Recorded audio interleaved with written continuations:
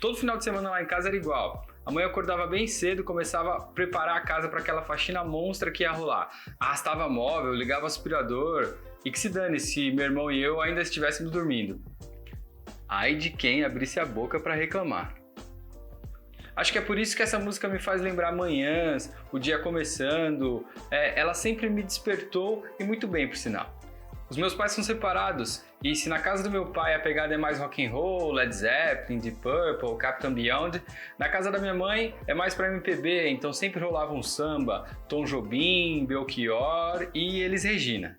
Explicar Elis Regina é um tanto quanto complicado, porque ela é uma artista completa. Na verdade, para mim ela é única. A gente não teve uma outra intérprete no Brasil com as mesmas características da Elis. Ela era capaz de pegar uma música que nem sempre tinha sido feita, pensado nela e se apossar integralmente. É como se ela tivesse acompanhado o processo de composição daquela música até a hora que ela fosse apresentar de fato. Ela era dona daquilo que ela estava cantando. Cada nota depositada nas músicas da Elis Regina eram muito verdadeiras. Você conseguia sentir realmente aquilo que ela estava falando. Eu poderia fazer um vídeo só falando da Elis Regina e das características dela enquanto artista, mas eu acho que essa altura do campeonato vocês já sabem que eu vou falar de Como Nossos Pais. Meu grande amor, das coisas que aprendi nos discos.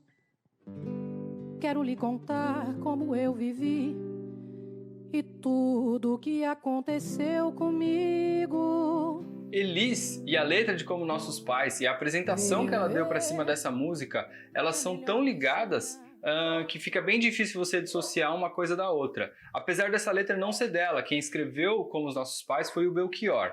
Como Nossos Pais é um retrato fiel de como o Brasil estava vivendo na década de 70. A repressão da ditadura militar, a situação socioeconômica do Brasil, muitas pessoas migrando do campo para a cidade, uma desilusão com a vida que se tinha no futuro do país naquela época.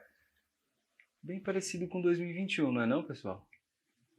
O ano era 1976 e nós, humanos, fomos agraciados de uma vez só com duas obras-primas da música popular brasileira. O Belchior lançava o álbum dele Alucinação, que trazia Como Nossos Pais, e a Elis lançava o álbum Falso Brilhante, que também trazia a interpretação dela para Como Nossos Pais. A revista Rolling Stone descreveu Como Nossos Pais da seguinte maneira: esta música critica o comportamento dos jovens diante dos desafios enfrentados em busca de liberdade, amor e autonomia, demonstrando que as agruras da adolescência e a chegada da maturidade levam o idealismo para bem longe. Continua aparecendo com hoje, né? Esse, inclusive, é um dos brilhos que essa música traz. Independente do momento que você escutou Como Nossos Pais, ela continua atual. O fato é que a Chinela estava cantando e estava cantando alto aqui no Brasil, no meio da década de 70. Não só o Brasil, como toda a América Latina estava passando por um momento de repressão séria e, ao mesmo tempo que o Brasil vivia um período de industrialização fortíssima e as pessoas migravam do campo para a cidade em busca de trabalho e melhora das condições de vida, a gente via essas mesmas pessoas sendo confrontadas com tudo que uma grande cidade traz de ruim na vida delas. Violência, superpopulação, poluição, a falta daquela vida bucólica, tudo isso estava envolvido. Sobre o Belchior. Antônio Carlos Belchior nasceu em 1946, no Ceará. Ele é um daqueles artistas multitarefas, o cara foi de tudo um pouco, e muito bem, por sinal. Ele foi pintor, ele foi um exímio compositor e intérprete das próprias músicas, ele foi artista plástico e professor. O Belchior fez parte de um grupo que foi chamado o Pessoal do Ceará, que teve a participação do Fagner e de outros artistas também.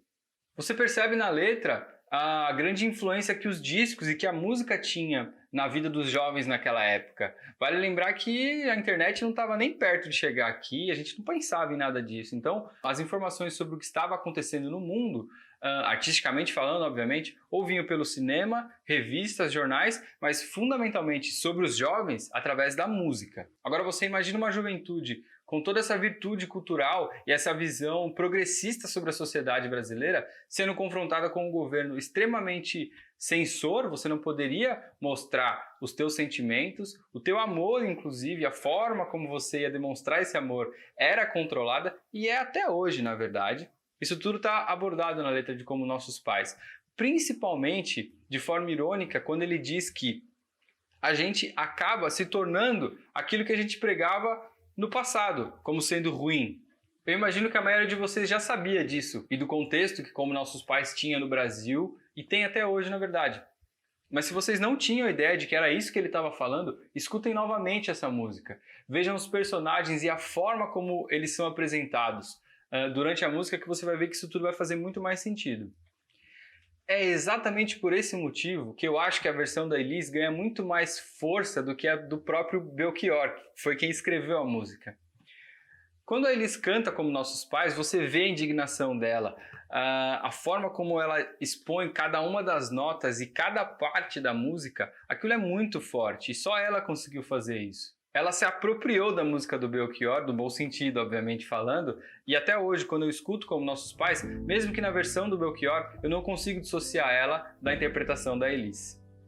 O conflito de gerações sempre gerou ruídos. Naquela época, então, não foi diferente. Há um paradoxo entre o que se viveu até aquele momento, artisticamente falando, e o que estaria por vir dali para frente na música popular brasileira. Estava se firmando naquela época ainda o rock and roll. Ele era o gênero pop daquela época. O rock and roll era rebelde, transgressor, ele era ligado aos jovens. E se você analisar como nossos pais, melodicamente falando, você vai ver que ela é rock and roll puro. Aqui, mais um sinal de ironia sobre a construção dessa música. A gente não consegue afirmar que o Belchior pensou nisso quando ele escreveu, mas colocar aspectos de rock and roll para ironizar a forma como a juventude estava consumindo música é a cara do Belchior irônico, certo? No Brasil teve até passeata contra o rock and roll e contra a guitarra elétrica na década de 70. Chico Buarque que o diga, né? Bem pouco tempo depois do golpe militar, os nossos principais artistas eles foram exilados, porque eles não poderiam viver aqui e expressar a arte deles de forma livre. Essa galera no exílio foi confrontada ou foi apresentada ao rock and roll e todo o movimento artístico do final da década de 60 e começo da década de 70 de forma muito verdadeira. Era inevitável que esses valores chegassem ao Brasil. Meu encontro com a Elis foi absolutamente marcado pela generosidade dela, pela qualidade pessoal dela. Porque eu encontrei a Elis ao lado de Vinícius de Moraes de Toquinho, num período assim bastante difícil da minha vida em São Paulo. Eu estava morando assim de favor, né, na casa de um amigo que estava reformando a sua própria casa e me deu permissão de morar lá com os operários, né? Bom, sobre a letra. Ela é dividida em duas principais partes. Então você tem a primeira parte, que é alguém recebendo conselhos sobre como viver essa nova vida na cidade e sendo apresentado a todos os possíveis perigos que ele vai, ou esse personagem vai confrontar desse novo lugar que ele vai viver. Há perigo na esquina.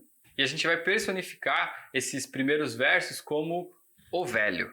A segunda parte, como antítese do primeiro, ele é personificado como o jovem. A música vai soar mais como desabafo. É como se o jovem estivesse falando para o velho que deu tudo errado. Tudo aquilo que ele tinha planejado sobre a vida na cidade, que era positiva, não saiu como planejado. O jovem, então, ele mostra todas as frustrações que ele teve nessa vida nova para o velho. Por fim, depois dessas duas apresentações do velho e do jovem, a música vai para o encerramento, que ele tem um tom quase fúnebre. A música quase entra numa narrativa póstuma, de arrependimento. É como se tudo aquilo que o jovem tivesse feito durante o tempo que ele viveu na cidade tivesse sido errado. A vida que ele imaginou e que seria positiva e que traria para ele coisas boas, no fim das contas, foi por água. Ele terminou a vida dele fazendo exatamente aquilo que ele criticava nos pais dele. Esse jovem envelhecido no final, esse encerramento quase fúnebre, é como uma passagem. Você tem ideais na juventude, você se ilude muito em cima de uma vida que você ainda não vê claramente como vai ser, porque te disseram que ela vai ser dessa forma. Ou seja, o encerramento ele é praticamente uma despedida. Você tem ali todos os arrependimentos postos na letra sobre a vida e como ela foi vivida na cidade, e a figura do jovem envelhecido remoendo todas as frustrações de não ter atingido aqueles ideais que ele tinha imaginado lá na juventude no início da música. A frustração vem da gente ter que aceitar que, apesar de tudo aquilo que a gente pensou e que a gente sonhou, a gente ainda faz e vive e sofre como os nossos pais. Bom, mas essa é só a minha interpretação sobre essa letra. Como Nossos Pais é uma música magnífica e ela é domínio público, porque todo mundo tem que ter a sua própria interpretação sobre essa letra. Eu quero saber o que vocês acham de Como Nossos Pais. Como é que essa música foi apresentada para a vida de vocês? Tem alguém aqui que viveu a época do lançamento de Como Nossos Pais? Não deixa de comentar, ajuda bastante a gente e eu quero saber realmente como é que isso foi para vocês. Não se esqueçam de se inscrever no canal e compartilhar esse vídeo com quem vocês sabem que adora essa música. Não dá para separar o momento que a gente está vivendo como pessoa, como cidadão, como indivíduo sozinho, narciso, olhando pro espelho assim o dia inteiro, dizendo eu me amo. Não dá para separar.